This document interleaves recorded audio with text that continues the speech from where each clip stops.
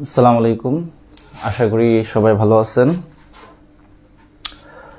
তো আপনারা অনেক আগেই আমাদের পেজ থেকে আপনাদের প্রতি উইকে মিনিমাম একটা সিকিউ সলিউশনের উপর ক্লাস নেওয়ার চিন্তা ভাবনা করছিলাম, বাট ব্যস্ততার কারণে এটা শুরু হয় নাই। বাট এখন থেকে ইনশাল্লাহ প্রতি উইকে মিনিমাম একটা ক্লাস আমরা নিব, যেই ক্লাসে আমরা প্রিভিয়াস ইয়ারে বিভিন্ন বোর্ড পরীক্ষায় যেই সিকিউগুলো আসছে সেগুলা সলভ করার চেষ্টা করব ইনশাল্লাহ।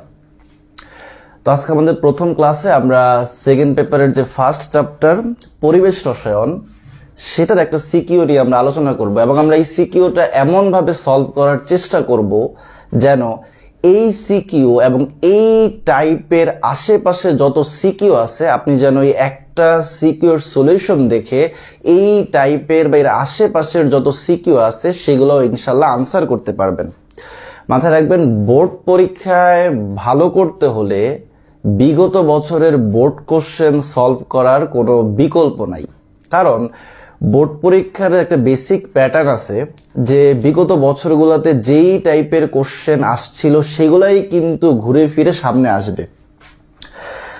আচ্ছা, এটা হচ্ছে ঢাকা বোর্ড 2023-এর কোশ্চেন। যেহেতু 2024-এ কেমিস্ট্রি পরীক্ষা হয় নাই, তো আমরা 2024-এর কোশ্চেনটা অ্যাভেলেবেল পাই নাই। আমরা যদি 24-এ পরীক্ষা হইতো হয়তো বা 24-এর কোশ্চেনটা নিয়ে আলোচনা করতাম। তো আমাদের লাস্ট যে বোর্ড পরীক্ষাটা হয়েছে সেটা হচ্ছে 2023 সালে।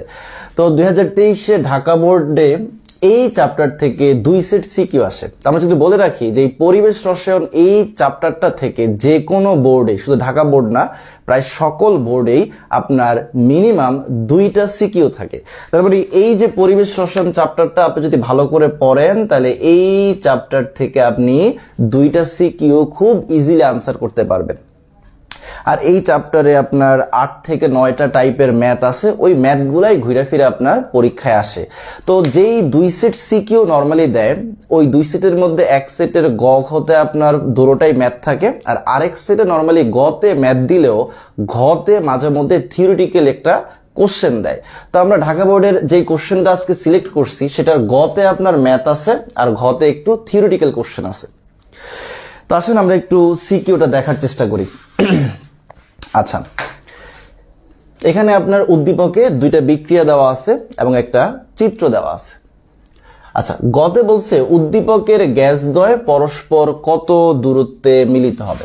আচ্ছা, এখানে বলছে উদ্দীপকের গ্যাসদ্বয়, তো আমরা একটু আগে দেখব যে উদ্দীপকে কোন 2টা গ্যাসের কথা বলা হয়েছে।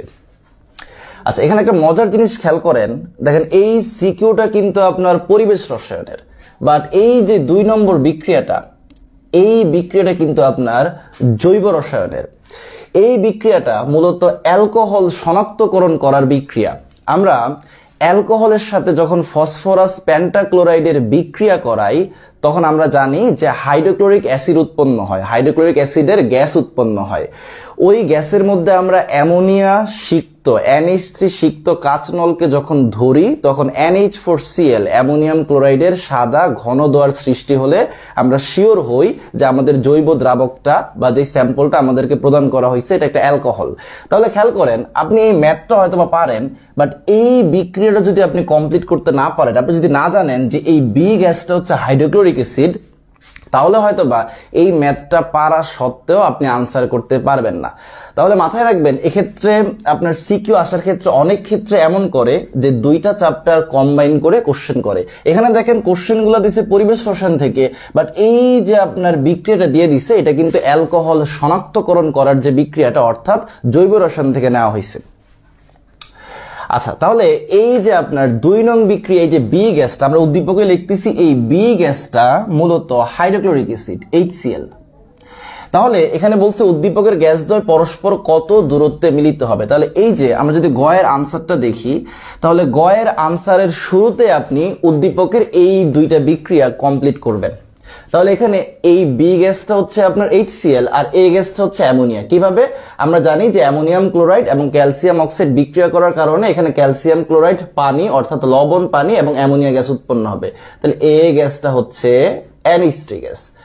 তাহলে আমাদের এ গ্যাসটা হচ্ছে NH3 আর বি গ্যাসটা হচ্ছে কি HCl।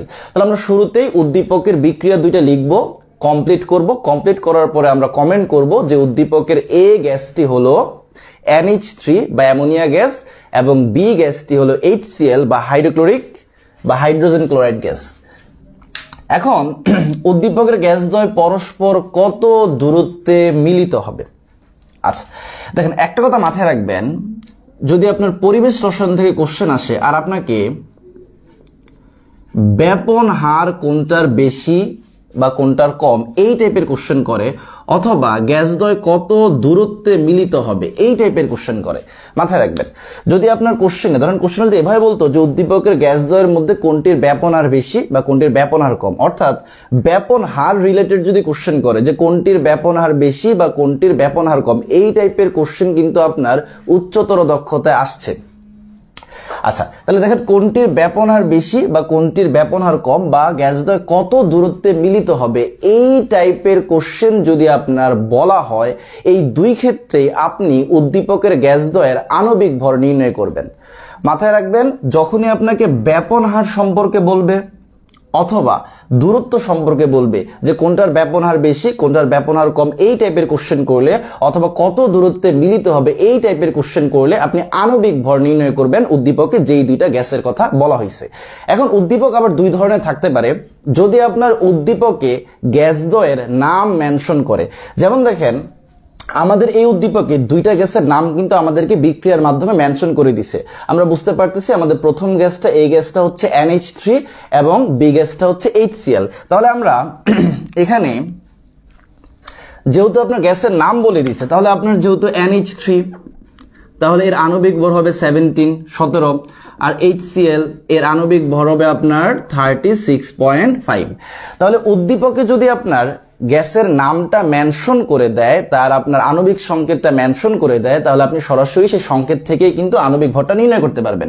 এখানে নাইট্রোজেন 14, হাইড্রোজেন হচ্ছে পারমাণবিক ভর 1 গুণ 3 তাহলে 14 যোগ 3 17। এখানে হাইড্রোজেনের 1 আর ক্লোরিন হচ্ছে 35.5 36.5। তাহলে উদ্দীপকে যদি গ্যাসের নাম মেনশন করে দেয়, তাহলে আপনি ওই গ্যাসের সংকেত থেকেই নাম থেকেই কিন্তু আপনি আণবিক ভরটা নির্ণয় করতে পারবেন। আবার অনেক ক্ষেত্রে আপনার উদ্দীপকে গ্যাসের নাম মেনশন করবে না, র্যান্ডমলি বলবে এক্স গ্যাস, ওয়াই গ্যাস বা আপনার এ গ্যাস, বি গ্যাস, কিন্তু এ গ্যাসটা কোন গ্যাস, বি গ্যাসটা কোন গ্যাস সেটা আপনাকে ক্লিয়ার করে বলে দিবে না। তো সেক্ষেত্রে আপনার উদ্দীপকে দেখবেন যে ওই গ্যাসের জন্য চাপের মান, তারপর হচ্ছে আয়তন, তারপর হচ্ছে কত গ্রাম ওই গ্যাসটা আছে এটা, তারপর হচ্ছে টেম্পারেচার, এই টাইপের ইনফরমেশনগুলো ওই গ্যাসের জন্য আপনার প্রদত্ত থাকবে। তাহলে প্রথম কথা যদি গ্যাসের সংকেত বা ফর্মুলা বা নাম বলে দেয়, সেক্ষেত্রে আপনি ওই সংকেত থেকে আণবিক ভর বের করতে পারবেন। আর যদি স্পেসিফিক আপনার না বলে র্যান্ডম একটা এ গ্যাস, বি গ্যাস, কোনো প্রতীকী গ্যাস বলে এবং বলে এই টাইপের মানগুলো দেওয়া থাকে, তখন আমরা এই সূত্রটাই যে পিভি ইকুয়াল টু nRT, তো আমরা জানি যে পিভি ইকুয়াল টু মোল সংখ্যা সমান কি ভর বাই আণবিক ভর RT, তখন আমরা এই সূত্রটা ব্যবহার করে আণবিক ভরটা বের করে নিব।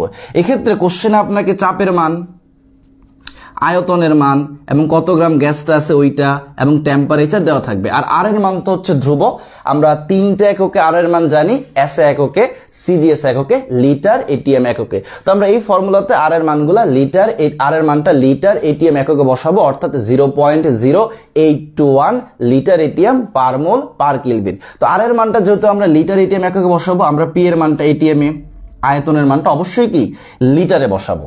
তাহলে যদি উদ্দীপকে গ্যাসের এই কোশ্চেনের মতো উদ্দীপকে গ্যাসের সংকেত বা নাম বলে দেয়, তাহলে আমরা সংকেত থেকে সরাসরি আণবিক ভর বের করব। আর যদি সংকেত বলে না দেয় আর এই মানগুলা উদ্দীপকে মেনশন করা থাকে, তাহলে এই মানগুলা ব্যবহার করে আমরা এই সূত্র থেকে আণবিক ভর বের করব। তাহলে আমাদের প্রথম কাজটা হচ্ছে, যদি দেখি উদ্দীপকে ব্যাপন হার কোনটার বেশি বা কোনটার কম নির্ণয় করতে বলছে, অথবা কত দূরত্বে মিলিত হবে, এই টাইপের কোশ্চেন করলে আমরা মাথায় রাখবো আমাদের প্রথম কাজ হচ্ছে উদ্দীপকের গ্যাস দুইটার আণবিক ভর নির্ণয় করা। যদি সংকেত বলে দেয় তাহলে সরাসরি সংকেত থেকে আণবিক ভর নির্ণয় করব, আর যদি সংকেত না বলে দিয়ে এই মানগুলা দেওয়া থাকে, তাহলে এই ফর্মুলা থেকে আমরা আণবিক ভর নির্ণয় করব। ওকে, তাহলে আমরা একটু সামনে আগাই। তো আমরা প্রথমে এই যে গয়ের আনসারটা শুরু থেকে যদি বলি, আমরা প্রথমে এই দুইটা বিক্রিয়া এই যেখানে আমরা যেভাবে কমপ্লিট করছি সেভাবে কমপ্লিট করে এখানে দেখাবো, দেন বলবো যে উদ্দীপকের এ গ্যাসটি হচ্ছে NH3 গ্যাস এবং বি গ্যাসটি হচ্ছে HCl গ্যাস। এখন NH3 গ্যাসের NH3 গ্যাসের আণবিক ভর। এখন NH3 গ্যাসের আণবিক ভর M1 সমান সমান 17, HCl গ্যাসের আণবিক ভর M2 equal to 36.5। ওকে, এখন আমরা যখন আণবিক ভর পেয়ে গেছি তখন আমরা ব্যাপনহারের এই সূত্রটা অ্যাপ্লাই করব, যা আমরা জানি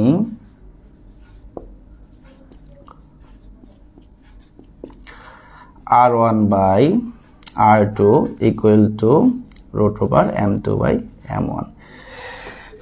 এখন যদি কোনটির ব্যাপনহার বেশি কোনটির ব্যাপনহার কম এই টাইপের কোশ্চেন আপনার বলে, তো সেক্ষেত্রে এখানে সরাসরি আপনি আণবিক ভরের মান বসাই দিলেই আপনি R1 R2 এর মধ্যে যে সম্পর্কটা আসবে সেখান থেকে কোনটার ব্যাপনহার কম কোনটার ব্যাপনহার বেশি বুঝতে পারবেন। আরো মজার বিষয় হচ্ছে এই সূত্রে মান বসানোর আগেই কিন্তু আমরা বুঝতে পারবো যে কোনটার ব্যাপনহার বেশি কোনটার ব্যাপনহার কম। কারণ কি দেখেন, আমরা ক্লাস 9-10 থেকে জানতেছি যে ব্যাপনহারের সাথে আণবিক ভরের সম্পর্কটা কিন্তু কি ব্যস্তানুপাতিক টাইপের, অর্থাৎ আণবিক ভর কম হলে ব্যাপনহার বেশি হয়, আণবিক ভর বেশি হলে ব্যাপনহার কম হয়। তো এখানে অ্যামোনিয়া গ্যাসের আণবিক ভর কম, তার মানে অবশ্যই অ্যামোনিয়া গ্যাসের ব্যাপনহারটা কি আসবে, বেশি আসবে। আর HCl এর যেহেতু অ্যামোনিয়া থেকে আণবিক ভর বেশি, ব্যাপনহারটা কি আসবে, কম আসবে। আর যদি দূরত্ব বলে তো সেক্ষেত্রে আপনাকে আগে এখানে একটু বোঝাপড়া করে নিতে হবে। দেখেন এখানে দুইটা গ্যাসের মধ্যবর্তী দূরত্ব দেওয়া আছে কত, 70 সেন্টিমিটার।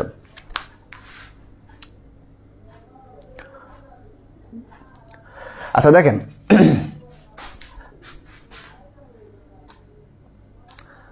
ধন্যবাদ লাবিব, তারপর হচ্ছে রবিন আপনাদের কমেন্ট করার জন্য। আচ্ছা দেখেন আমরা আবার একটু আসি।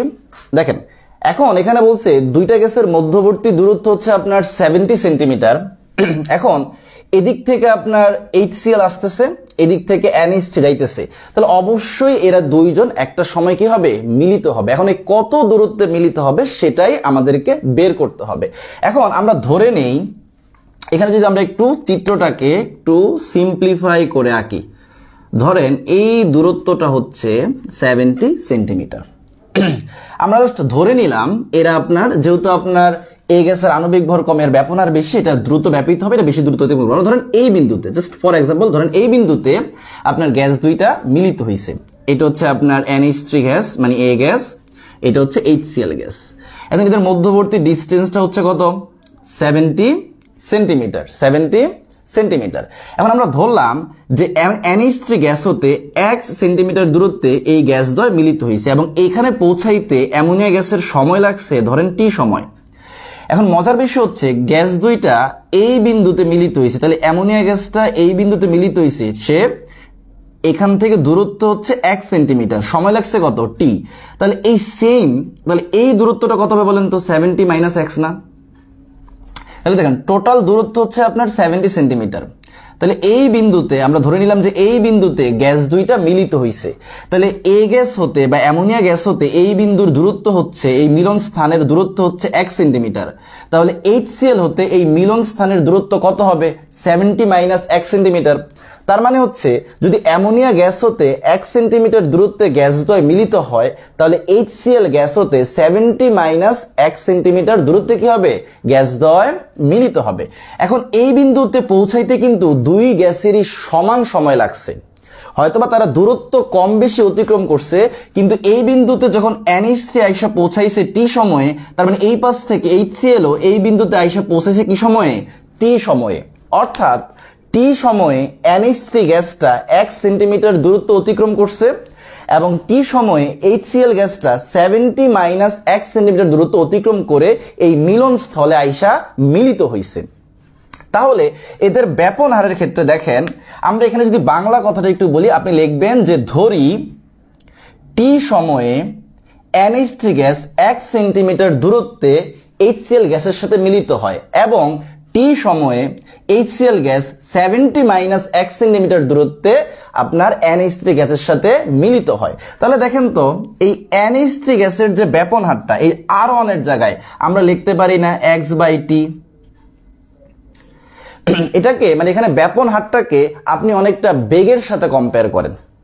মানে ব্যাপন হারটাকে অনেকটা সরণের হার বা বেগের সাথে কম্পেয়ার করেন। বেগ মানে কি?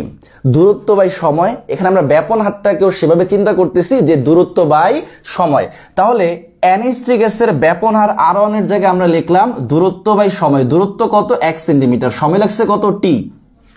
আর R2 এর জায়গায় আমরা কি লিখবো? যে দূরত্ব কত? 70 মাইনাস x, আর সময় লাগবে কত? T। খেয়াল করেন, তাহলে আমরা এখানে R1 এর জায়গায় কি লিখলাম? x বাই t, মানে দূরত্ব বাই সময়। R2 এর জায়গায় লিখলাম কি? দূরত্ব বাই সময়। তাহলে আপনার প্রথম গ্যাস R1 এর জন্য দূরত্ব হচ্ছে x, সময় হচ্ছে t, আমরা লিখলাম x বাই t। দ্বিতীয় গ্যাস HCl গ্যাসের জন্য দূরত্ব হচ্ছে 70 মাইনাস x এবং সময় হচ্ছে t, আমরা লিখলাম 70 minus x divide by t। আর এখানে M2 M1 এর মান আমাদের আগেই বের করা আছে। M2 হচ্ছে আপনার 36.5 এবং M1 হচ্ছে 17। আপনি একটু খেয়াল করেন এই হিসাব নিকাশটা বুঝছেন কিনা। এই অঙ্কের মধ্যে এই হিসাব নিকাশটা যদি আপনি বুঝেন, এই অঙ্ক করা কোনো ব্যাপারই না। আর এটা একটা বাচ্চা কালের কনসেপ্ট। দেখেন, আমি আবার একটু হিসাবটা একটু ক্লিয়ার করি। ধরেন আমরা ধরলাম এই বিন্দুতে এই দুইটা গ্যাস মিলিত হয়েছে এবং এই বিন্দুর দূরত্ব হচ্ছে, এই প্রথম গ্যাস হতে 1 সেন্টিমিটার দূরে এই বিন্দুটা আছে যেখানে তারা মিলিত হয়েছে। তাহলে বলেন তো এখান থেকে তার দূরত্ব কত হবে? 70 মাইনাস x, কারণ কি মোট দূরত্ব কত? 70। এখন এই বিন্দুতে কিন্তু দুইটা গ্যাসই সমান সময়ে পৌঁছাইছে।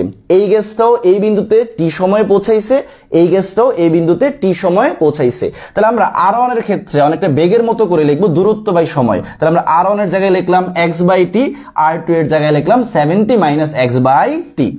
ওকে, এখন আমরা একটু পরের লাইনে যাই। একটু খেয়াল করুন তো, t কাটা চলে যাবে না, যেহেতু আপনার সময় কি লাগছে? সেম লাগছে। বা আপনি যদি এটাকে এখানে ভাগ আছে গুণালে কি হবে? এই যে t, এটা আপনার নিচেরটা উপরে যাবে, t কাটা যাবে। তাহলে আমাদের এই পাশে থাকবে শুধু উপরে x আর নিচে থাকবে 70 মাইনাস x। দেখেন t কি চলে গেছে? কাটা চলে গেছে। আর এটাকে যদি আমরা সাইন্টিফিক ক্যালকুলেটরে পুরোটা বসাই, যে রুট ওভার দিয়ে 36.5 বাই 17, আমরা একটু মানটা যদি একটু বের করি এটার, আপনি যাদের কাছে ক্যালকুলেটর আছে মানটা একটু বের করেন, আমার ঠিক হইতেছে কিনা একটু দেখেন। তাহলে রুট ওভার আপনার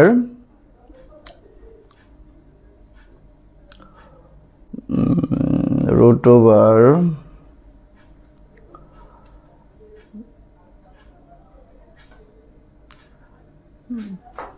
আচ্ছা, এটা ক্যালকুলেশনটা, ক্যালকুলেটরটা গেল কোথায়? আচ্ছা, আমার ক্যালকুলেটর খুঁজে পেতেছি না, দাঁড়ান। আমার কাছে এখানে হিসাবটা যেটা করা আছে, আমরা একটু আচ্ছা কেউ একটু কমেন্ট করে দিত, আমার ক্যালকুলেটর আসলে আমি খুঁজে রাখি নাই, পাইতেছি না। এখানে দেখেন এই যে M2 যেহেতু আমাদের 36.5, M1 যেহেতু 17, আমরা এখানে M2 বসাইলাম, M1 বসাইলাম। এখন এটা আপনার ক্যালকুলেশন করার পরে এখানে একটা মান আসবে। কোন সহৃদয়বান ব্যক্তি যদি লাইভে থাকেন, যার হাতে ক্যালকুলেটর আছে, একটু কমেন্ট করেন তো আপনার কত আসে।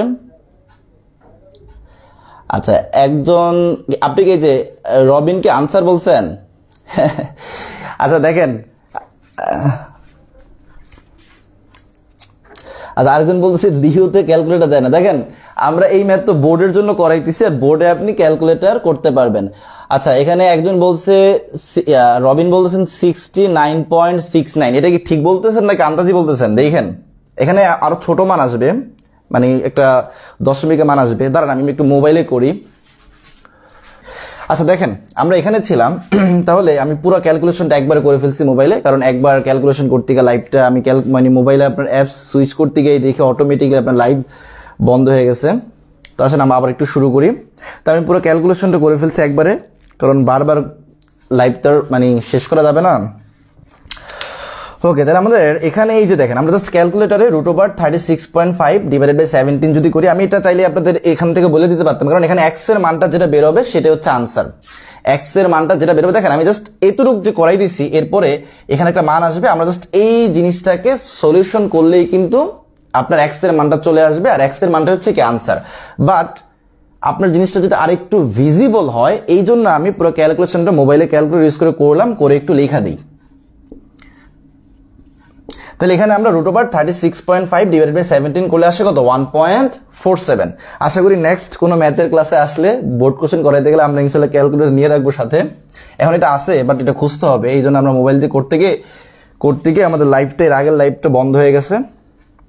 আচ্ছা, এখানে 1.47। এখন দেখেন আমরা সিম্পলি যে বাচ্চাকালে আমরা সরলকরণ করতাম না, সিম্পলি দেখেন এটাকে আমরা কোনাকুনি গুণ করবো, তাহলে x ইকুয়াল টু কত হবে বলেন তো 1.47, এখানে হবে 70 মাইনাস x, তাহলে এখানে হবে x, এখানে দেখেন 1.47 এবং 70 গুণ করবেন, 1.47 এবং 70 গুণ করলে আসে 102.9, আর এখানে হবে 1.47x। একটা জিনিস খেয়াল করেন তো, আমি যদি 1.47x কে এই পাশে আনি তাহলে কি হবে x প্লাস 1.47x, তার মানে একসাথে লিখতে পারি 2.47x। এই লাইনটা করে আশা করি বুঝছেন। এখানে দেখেন এই যে x এই মাইনাস 1.47 কে আমরা যদি এই পাশে আনি তাহলে কি হবে x প্লাস 1.47x, তাহলে ইকুয়াল টু কি হবে 2.47x ইকুয়াল টু 102.9। এখন দেখেন আমরা এই 2.47 কে ওই পাশে নিব, এখানে যেহেতু গুণ আছে ওই পাশে গেলে ভাগ হবে, তাহলে আমাদের আনসারটা চলে আসবে। তাহলে x equal to 102.9 divided by 2.47, তাহলে আমাদের আনসারটা আসতেছে 41.66।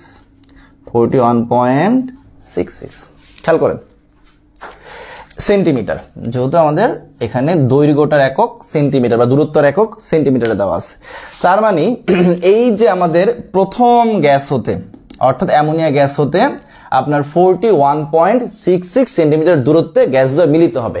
আচ্ছা, এই অঙ্কটা আপনি পরীক্ষার হলে যখন করবেন আপনি শিওর হবেন কিভাবে? এই যে আমি মানটা বের করলাম 41.66, এই আনসারটা যে বের করলাম, এই আনসারটা যে অ্যাকচুয়ালি ঠিক আছে, আমার আনসারটা ভুল হয় না, আমি মোটামুটি প্রায় 95% কনফার্ম হতে পারবো যে আমার আনসারটা সঠিক আসছে। কিভাবে দেখেন, এই যে প্রথম গ্যাসটা মানে অ্যামোনিয়া গ্যাসটার আপনার আণবিক ভর কম না, আর আণবিক ভর কম হওয়ার কারণে এর ব্যাপন হার কি হবে? বেশি হবে। আর ব্যাপন হার বেশি হওয়া মানে কি? সে দ্রুত ব্যাপিত হবে, সে বেশি দূরত্ব অতিক্রম করতে পারবে। দেখেন এই যে প্রথম গ্যাসটা আণবিক ভর কম, আর আণবিক ভর কম মানে কি? ব্যাপন হার বেশি, আর ব্যাপন হার বেশি মানে কি? দ্রুত ব্যাপিত হবে, কম সময়ে বেশি দূরত্ব অতিক্রম করবে। খেয়াল করে দেখেন এই 70 সেন্টিমিটার দূরত্বের মধ্যে বেশি দূরত্ব কিন্তু আপনার অ্যামোনিয়া গ্যাসই অতিক্রম করছে। আপনি 70 থেকে এই মানটা বাদ দেন, তাহলে আপনি দেখবেন আপনার বিয়োগ করলে যেটা আসবে অর্থাৎ অ্যামোনিয়া গ্যাস থেকে HCl গ্যাস কিন্তু অনেক কম দূরত্ব অতিক্রম করছে। কারণ কি? অ্যামোনিয়া গ্যাসের তুলনায় HCl গ্যাসের ব্যাপন হারটা কম, যার কারণে এই অ্যামোনিয়া গ্যাস যেই সময়ে আপনার অনেক বেশি দূরত্ব অতিক্রম করছে, HCl কিন্তু সেই একই সময়ে তার থেকে কম দূরত্ব অতিক্রম করছে। তো আমাদের আনসারটা যদি এমন হইতো যে অ্যামোনিয়া গ্যাসের আণবিক ভরও কম বাট এখানে দূরত্ব অতিক্রম করছে সেটাও কম আসছে, তাহলে বুঝতে হইতো আমাদের ম্যাথে করতে গিয়া কোথাও না কোথাও হয় ক্যালকুলেশনে বা সিস্টেমে কোথাও না কোথাও সমস্যা হয়েছে। বাট যেহেতু অ্যামোনিয়া গ্যাসের আণবিক ভরও কম এবং অ্যামোনিয়া গ্যাস সেম সময়ে HCl অপেক্ষা বেশি দূরত্ব অতিক্রম করছে, এতে আমরা কনফার্ম হতে পারি, একটু আশ্বস্ত হতে পারি যে আমাদের আনসারটা ঠিক আছে, ভুল হওয়ার সম্ভাবনা কি কম। তো পরীক্ষার হলে আপনি কিন্তু আনসার দেখে মোটামুটি একটা কনসেপ্ট পাবেন যে আপনার আনসারটা অ্যাকচুয়ালি ঠিক আছে কিনা। আর যদি ভুল হয়, আমরা বললাম যে অ্যামোনিয়া গ্যাসের আণবিক ভর কম, তাহলে এর ব্যাপন হার বেশি, বাট আমাদের আনসারটা এমন আসছে যে আনসারটা দেখে মনে হইতেছে যে সেম সময়ে অ্যামোনিয়া গ্যাস কম দূরত্ব অতিক্রম করছে। তাহলে এখানে তো সেম সময় অ্যামোনিয়া গ্যাস অবশ্যই কম দূরত্ব অতিক্রম করবে না, বাট আপনার আনসারটা কম আসছে, তাহলে বুঝতে হবে কি আপনি কোথাও না কোথাও ভুল করছেন। একটু প্রথম থেকে রিচেক করেন, তাহলে ভুলটা হয়তো বা ধরতে পারবেন। তাহলে আমরা এই গটাকে যদি একটু সামারি করি, মেইন কথা হচ্ছে আপনাকে ব্যাপন হার বা দূরত্ব রিলেটেড প্রবলেম দিলে আপনি আণবিক ভর বের করবেন। আণবিক ভর বের করে তারপর এই সূত্রে চলে যাবেন। যদি আপনার ব্যাপন হার কোনটার বেশি কোনটার কম, তাহলে এখানে আণবিক ভরের মান সরাসরি বসাই দিয়ে R1 R2 এর মধ্যে একটা সম্পর্ক আসবে, সেই সম্পর্ক দেখে আপনি বলতে পারবেন R1 বড় নাকি R2 বড়। আর দূরত্ব বললে এই বোঝাপড়াটা একটু দেখা নিয়ে এখানে R1 কে মানে প্রথম গ্যাস কর্তৃক অতিক্রান্ত দূরত্ব বাই সময়, আর R2 এর ক্ষেত্রে দ্বিতীয় গ্যাস কর্তৃক অতিক্রান্ত দূরত্ব বাই সময় দিয়ে এখান থেকে x এর মানটা বের করলেই আপনার দূরত্বটা চলে আসবে।